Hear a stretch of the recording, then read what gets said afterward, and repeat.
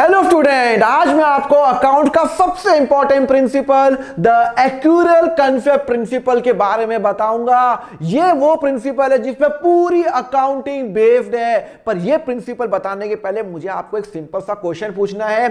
Suppose करो मेरी एक कंपनी है और मैं शर्ट बनाता हूं। क्या बनाता हूं? शर्ट बनाता हूं। मैं कस्टमर को बेचता हूं और मैंने एक शर्ट 27 मार्च 2023 को एक कस्टमर को मैंने बेचा। मैंने कहा ये ले तूने ये खरीदा शर्ट, तो मैंने उसको सामान बेच दिया, शर्ट बेचा। कब बेचा? 27 मार्च 27 मार्च। पर उसने मुझे पैसे इमीडिएट नहीं दिए, उसने मुझे पैसे 5 अप्रैल 2023 को दिए। तो एक बात बताओ, शर्ट तो मैंने बेचा 27 मार्च को, पैसे मुझे उस कस्टमर से आए 5 अप्रैल को, तो मेरी सेल्स कब हुई है? मेरी सेल्स कब हुई है? मेरी सेल्स 27 मार्च को हुई है या फिर 5 अप्रैल को हुई है? ये बड़ा क्वेश्चन है कि जो मेरी सेल्स कब होगी, जब मैंने कोई सामान बेचा या जब मुझे पैसा आएगा तब मेरी सेल्स होगी। यही कंसेप्ट पे पूरी अकाउंटिंग बेस्ड है। तो यहां पे इंट्रोड्यूस होता है द एक्यूरल कंसेप्ट, जो कि अकाउंटिंग प्रिंसिपल का कंसेप्ट है। क्या प्रिंसिपल है? The accrual concept. और एक्यूरल कंसेप्ट एक फंडामेंटल अकाउंटिंग एजम्पशन है जो हर कंपनी हम एज्यूम करते हैं फॉलो करती होगी। तो यहां पे जब हमें जो डाउट आ रहा है ना कि हमारी सेल्स कब होगी, हमारी सेल 2022-23 पे होगी या 23-24 पे होगी, यहां पे डाउट आ रहा है। मतलब ये प्रॉफिट एंड लॉस अगर मैं 23 का बना रहा हूं 24 का, मेरा सेल्स कब हुआ? अप्रैल को।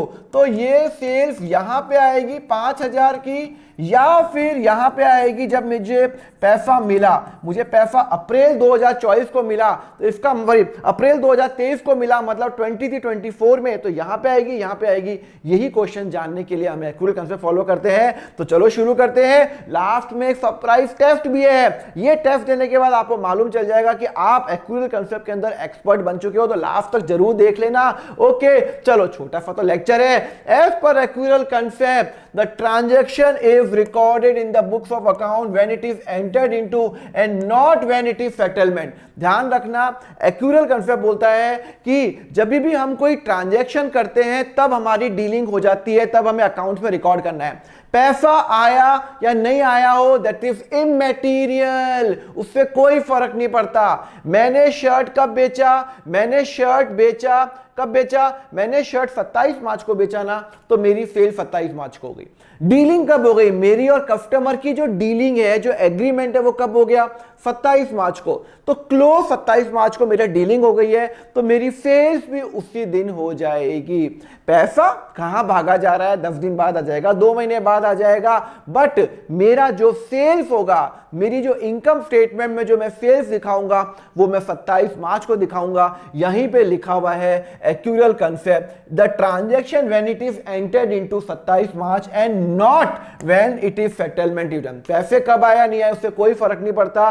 तो मेरे केस के अंदर जो मैंने आपको बताया 27 मार्च, तो यहां पे आपकी सेल्स कब हुई है? आपकी सेल 2023। भाई आपका फाइनेंशियल ईयर अप्रैल से चालू होता है, तो अप्रैल 22 से मार्च 23 और अप्रैल 23 से लेके मार्च 24। तो मुझे बताओ मेरी सेल 27 मार्च को हुई है, तो मेरी सेल्स यहां पे हुई है 27 मार्च को हुई है 23 को, तो ये वाले पीरियड में सेल्स हुई है ना, तो यहां पे आएगा। पैसा यहां आया है, पैसा जो मुझे आया है, मुझे जो रिसीव्ड हुआ है 5000 रुपए, वो मुझे यहां मिले हैं। कब मिले हैं? मुझे 5 अप्रैल को मिले हैं। 5 अप्रैल को मिले हैं, उससे कोई फर्क नहीं पड़ता। मेरी सेल्स तो भाई साहब इधर हुई है, तो इस पीरियड में मैं रिकॉग्नाइज करूंगा। मतलब जब मैं प्रॉफिट एंड लॉस अकाउंट बनाऊंगा, मैं कौन से साल का बनाऊंगा? फॉर द ईयर एंडेड 31 मार्च 2023। तो 31 मार्च तक मेरी सेल्स 5000 की हो गई थी, तो मैं यहां पे सेल्स दिखा दूंगा। मैं यहां पे सेल्स दिखा दूंगा 5000 रुपए,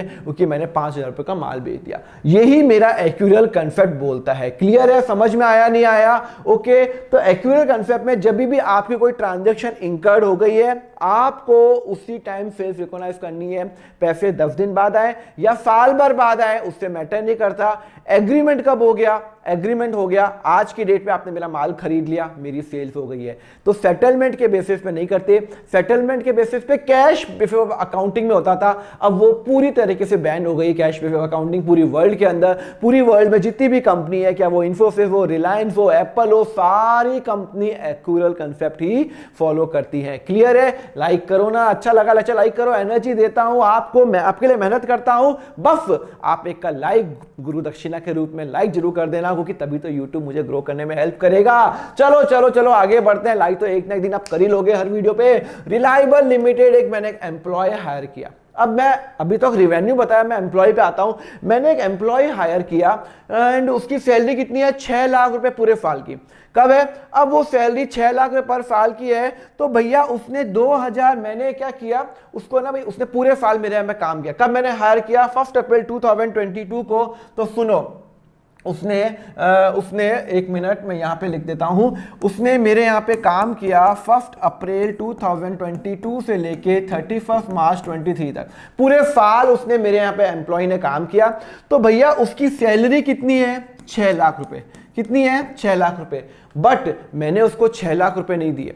एक एम्प्लॉय ने मेरे यहाँ पे पूरे साल मेहनत की है, पर मैंने उसको 6 लाख नहीं दिए, मैंने इस साल उसको सिर्फ 4 लाख रुपए दिए। मैंने इस साल 4 लाख रुपए दिए। उसने काम कब किया मुझे ये बताओ? उसने काम, एम्प्लॉय ने यहां से लेके यहां तक काम किया, 12 महीने काम किया भाई, 12 महीने काम किया। हाँ, तो भैया 12 महीने की सैलरी मुझे देनी चाहिए थी, पर मेरे पास अभी 6 लाख रुपए देने थे। मैंने कहा यार एक काम करते हैं, मैं तेरे को सिर्फ 4 लाख देता हूं, तो मैंने सिर्फ 4 लाख रुपए दिया। अगले साल मैंने उसको 1.5 लाख रुपए दिया और बाकी के 50,000 रुपए मैंने अभी तक दिए नहीं।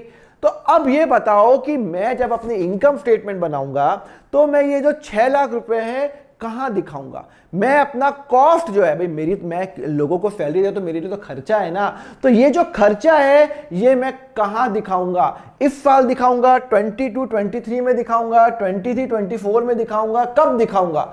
देखो एक्यूरल कंसेप्ट क्या बोलता है, जब ट्रांजैक्शन हो गई है तब एंट्री कर लो, बस। आपका पैसा आया नहीं आया वो इमैटेरियल है, आपने ट्रांजैक्शन कब हुई है। उस एम्प्लॉय ने मेरे यहाँ पे 12 महीने काम किया है, कौन से पीरियड में काम किया है? इस पीरियड में। तो भाई इसी पीरियड में रिकॉग्नाइज करोगे ना, आगे का थोड़ी वेट करोगे। तो आप कभी भी जब भी कोई ट्रांजैक्शन होती है, मेरी ट्रांजैक्शन इस पीरियड में हुई है, मैंने 6 लाख रुपए की जो उसकी सैलरी है मुझे देने चाहिए 12 महीने के, मैंने दिए हो 4 लाख, उससे कोई फर्क नहीं पड़ता। मैं 6 लाख रुपए अपने इनकम स्टेटमेंट में रिकॉग्नाइज करूंगा। तो मैं यहां पे 22-23 के अंदर पूरे साल जो उसने काम किया, मैं 6 लाख रुपए रिकॉग्नाइज करूंगा। इट इज इमैटेरियल, मैंने पेमेंट किया हो या नहीं किया हो। तो जब मैं अपने इनकम स्टेटमेंट बनाऊंगा, प्रॉफिट एंड लॉस अकाउंट बनाऊंगा, तो मैं यहां पे लिख दूंगा टू सैलरी 6 लाख रुपए, बस मेरा पूरा खर्चा। सर आपने पेमेंट तो 4 लाख रुपए किया, हाँ मैंने पेमेंट 4 लाख रुपए किया।